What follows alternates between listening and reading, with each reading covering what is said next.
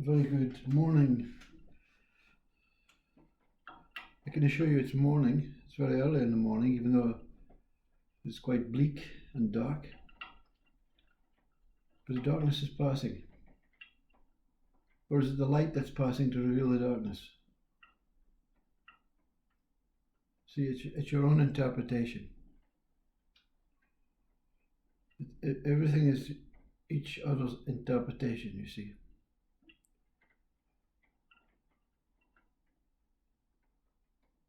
If you look at it religiously and you read your religious book, especially the Bible in the West, you'll find that it's been written so many times, and each time a different interpretation is put on what they call the truth. Is offered the truth of the Bible.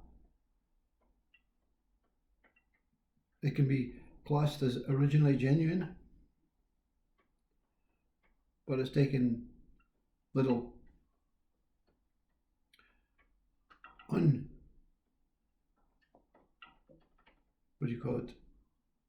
unintentional detours. But the good thing is the Bible is actually telling you the truth. Because if you read the Bible, it's not a single human's individual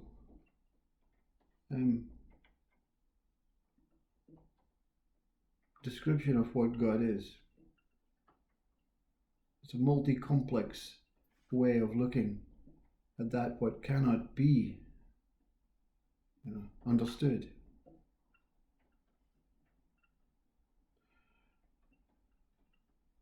There are moments where ego dies and the consciousness in all states, like the Bhagavad Gita,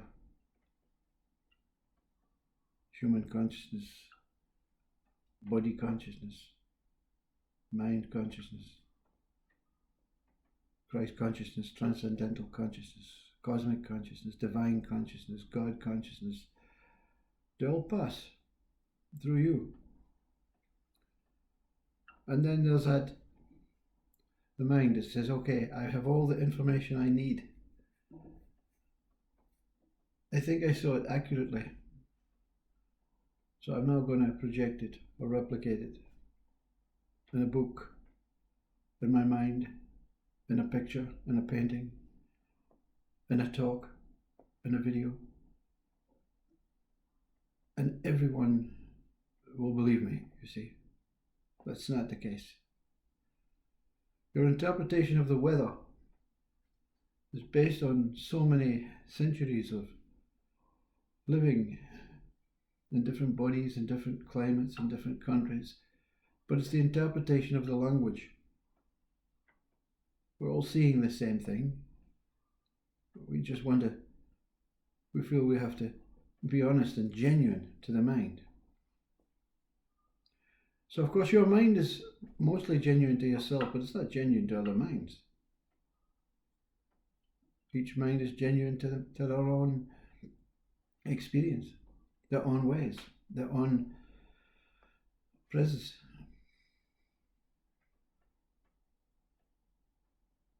So to interpret God, whether it's in the King James way, whether it's in the St. Thomas way, whether it's in the Bhagavad Gita way, whether it's in the Quran way, or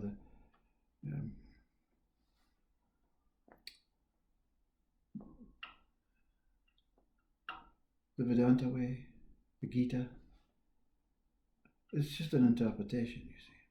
The experience, even the experience of having a moment with this pure consciousness, which is my interpretation of God. It is the whole. That what passes is conscious. That what is conscious is God. God is not the object. This is my interpretation. God is not the object that passes. This object is passing. It's a passing that is good. The in-between space between the object and that what is held. The activity of picking it up is conscious of itself picking it up. The person is also aware of picking it up. The object is also itself being aware of being picked up. But the movement has passed. This will also pass. It will disappear. This also will pass. But the passing never passes. You see? The deceased is not in the passing. The deceased is a temporary vessel that is in fact itself passing. This body will pass through the flames, become the flames, become the dust will pass. In the earth, it will pass, like time, erosion, passing. The object of being here, talking to yourself, initially, and then talking to the world of minds, is just to be as genuine as possible. You know, I remember when I was a child, that's the time when the mind becomes unstable. It becomes less genuine. As the baby, as the toddler, it's 100% genuine. It says it as it is. It cries when it's in pain. It tells its mum it loves her or him when it needs to be told. It needs to tell. It is so genuine. It pees in its diaper. It's so genuine. Hasn't got the mind to say, I must go to the toilet. It is natural, you see. Everything that is naturally passing, including the urine, is God, that consciousness that keeps the passing in a stable way, holds the passing together. You see, so the stability is consciousness watching itself pass. You know, the eye of the maple is not separate from the ribbons. The eye is stable, the ribbons passing. When I was a child, when my mind began to become unstable, you know, through your parenting, your parents' information, your parents informing you of the right way and the wrong way, your parents informing you of doing what you're told and being respectful of certain people and certain things, creates some sort of effort. I have to make effort to be natural. I have to make effort to be natural. Even that comment, does it not make sense to you? I have to be effort to be natural. My mind has to, zone in on the correct path to be natural. I don't get it now. You see, the enlightened mind no longer understands that concept of having to change to adapt to the natural change. You see, natural change is natural change. The wind doesn't warn you and say, I'm coming in 30 seconds. Hang your washing out. I remember the minister would come in, and that boisterous me would suddenly sit up. Oh yes, sir, I've been a good boy, sir. Have you read the Bible? Yes, every day I'm picking it up, and I'm doing every moment I can get because I love God and I love Jesus. And I didn't even know what the minister was talking about. But I had to pretend. I've been a good boy, so I'm trying my hardest, The genuine, passing, natural self is laughing at itself, saying, "Well, why are you behaving like this?" Yeah. And the minister goes out and the parents say, "Thank you, well done, that was great." And you say, "Mom, I'm going out with my mates. I've no time for this Bible." No. And the parents would say, "That's disobedience." So now you're no longer natural, you're told that you're disobedient. Because you were disobedient. You were behaving like some sort of puppet towards the minister. Rather than say, "Excuse me, minister, but thank you for coming around, and I've known my Bible, but I'm off with my mates, I've got things to do. I'm a child, I want to play. I've got football, there's a game arranged, Thank you very much." Shake his hand and go, You go outside and the boys say, "Why are you late?" "Oh, damn minister, it kept me going, Let's go get some, play some football. Let's do some real stuff. And then we'll go and talk to the girls or the boys later, Yeah. Multiple personalities, you see, unstable mind. I don't know the right way, Don't look at me and say, well, because your interpretation of the right way will be, either contradicting to what I'm saying, or it will defend what I'm saying. It will say, "Yeah, but no, I have another way, and there's another way, and another way, and another way, and another way, and another way." And all these ways are God. All these ways are consciousness, allowing this freedom to express within the natural expression. You see, this consciousness God is so kind.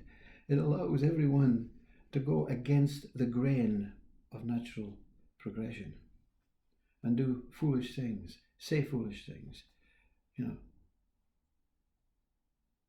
exaggerate, enhance, stories, words. It allows us to do anything we goddamn well like, within reason. It allows us to go to war.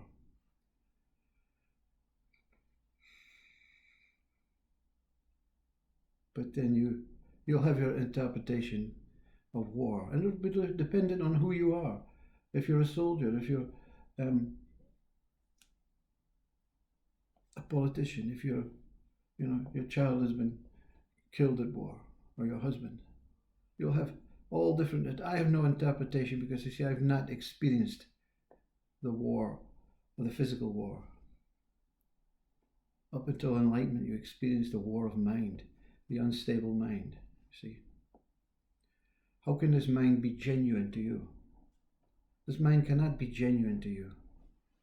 This mind tries every moment of every day to try and understand itself and the genuinity of the self, which we all have. It can express itself in some sort of, silence or some sort of conversation. But even the genuinity is passing, you see. And that's beautiful. Let the genuinity pass, Let consciousness pass. Let the body pass. Naturally. You want to know God, from my point of view? It's not in what the eyes see. It's not in what the nose smells. It's not in what the ears hear. It's not in what the tongue tastes. It's not in what the hands touch. It is the pure essence of passing that is within us all. We think God passes out there. We think we pass out here. The mind passes out here. The mind passes information out here. It passes knowledge. It passes expertise. It passes, stories. It passes thoughts. It passes imaginations. It passes all the things that it knows about, the things that it's given names to. That's a mind passing, you see. You want to know consciousness and God and enlightenment and all that stuff? Watch your mind and thoughts passing. They're harmless when they're seen, not mine. Not this. Not this thought. Not this passing thought. Not this passing name. Not this passing world.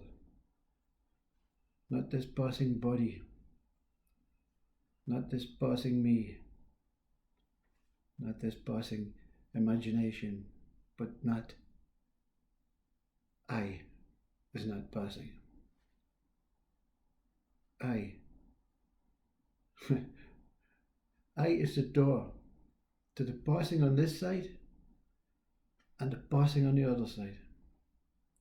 The door that fixes, that lighthouse that watches ourself revolve and look at life in every aspect, in every dimension, in every universe, in every galaxy, in every cosmos, in every thought, in every manner, in every way.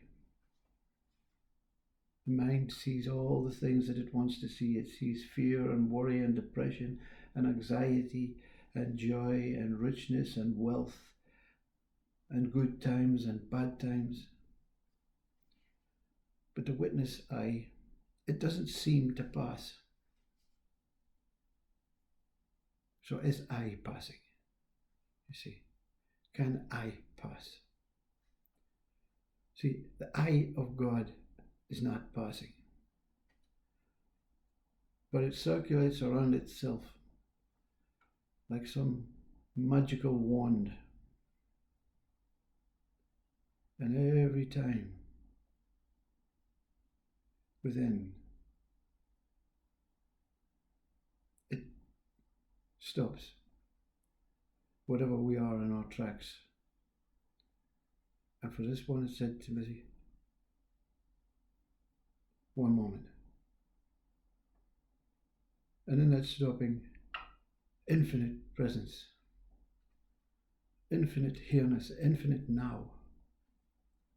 And you say, the present moment is not passing. And God says, you're going to have to work in that one. The present moment itself is passing within itself. The mind makes no sense of that one. So it passes the question. No. No answer. Move on. Keep looking. No answer. Move on. Keep looking. No answer. Move on. That's good. That's what keeps us living with no effort. Looking takes no effort. Watching the thoughts pass takes no effort. Ego comes up with the word boredom. What a way to spend your day, watching God. Things to do, football to play. And you're playing in a game and the ball comes over and you head it in the goals and you feel so good. The ball was passed. Your head passed it on further. The keeper picked it out the net, threw it back to the centre line. Referee starts the game again. The whole idea of the ball and you being God is passing. And the game is passing. And the body is passing. And the speaker is also passing. I'll see you maybe in the new year. But until then, be in the passing of Christmas. And be in the passing of Hogmanay. When the bell rings, it's God saying, another year to help you discover your interpretation of that I am. Interpret well. Interpret within. Interpret your own being, and you're guaranteed to discover God, or consciousness, in its whole essence. And you'll see life is okay as it is. Namaste Om.